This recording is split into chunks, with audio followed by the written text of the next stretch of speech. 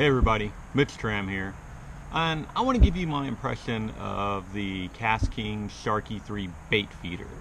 I've had this reel about 2 weeks now, and I've fished it a little bit in the fresh and quite a bit in the salt water. Now the reel itself, just want to talk a little bit about it, and we'll kind of break it down. So this is the reel. I bought a 3000 size reel. And one thing about reels is or spinning reels specifically, each company's sizes vary, right? So a 3000 from one company is different in size from a 3000 in another company. I don't have any 3000 size reels, but I do have some 4000 size reels, so I was just going to kind of give you some comparison to understand what the size of this reel is. This 3000 was perfect size for me. And if I look on it, it says that it holds 180 yards of 10-pound test.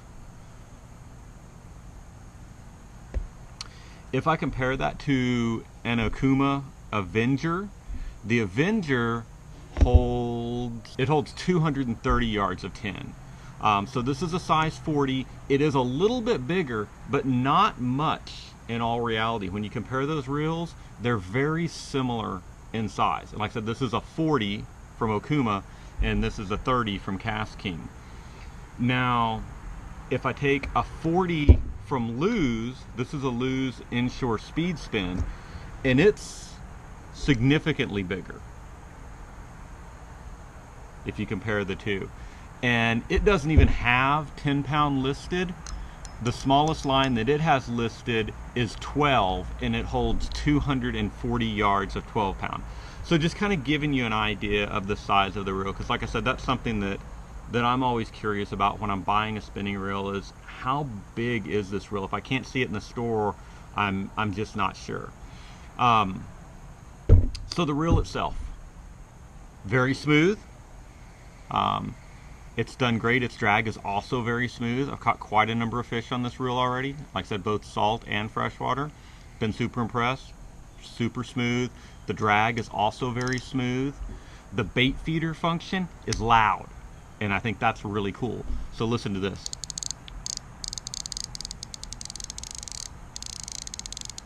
That's something that not a lot of reels have, a loud bait feeder function. So if it's setting in a rod holder or something and you are using live bait, you may not hear it. So listen to this Okuma. Okuma's a nice reel, don't get me wrong, but that compared to this,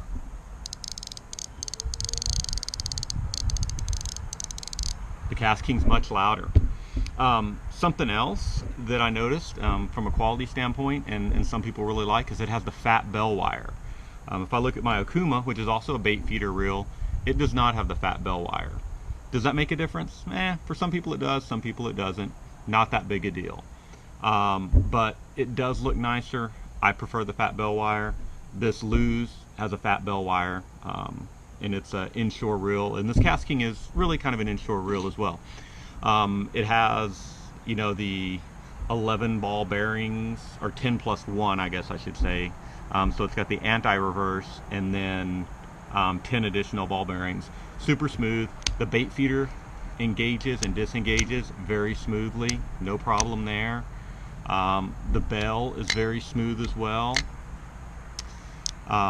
It does come with an extra spool, so you could spool up something else, and the spool that is on it is a Braid ready spool, and I actually spooled up the spool with 20-pound braid.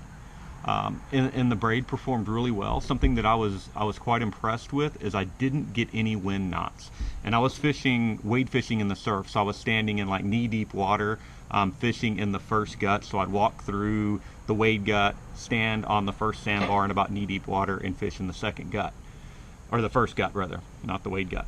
And it's windy at the beach, right? And I always, when I fish with a spinning reel, I always end up getting some wind knots. Typically, you see them quick enough and you can pull them out and it's not a problem. But I didn't even have one.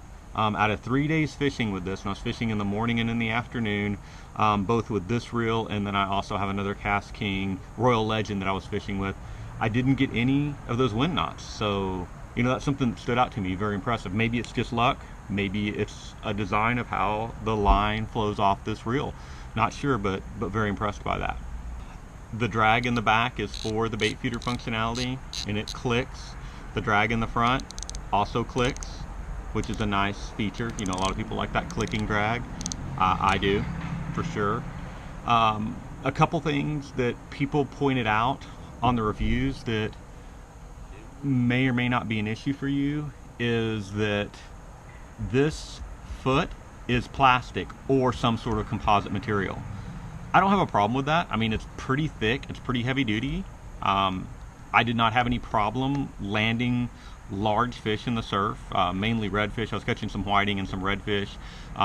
Good sized fish. I didn't feel like this was any issue that this is a plastic or composite material, but people were calling that out, and it is. But like I said, it feels very sturdy. I don't think you could break that no matter how hard you pulled on it.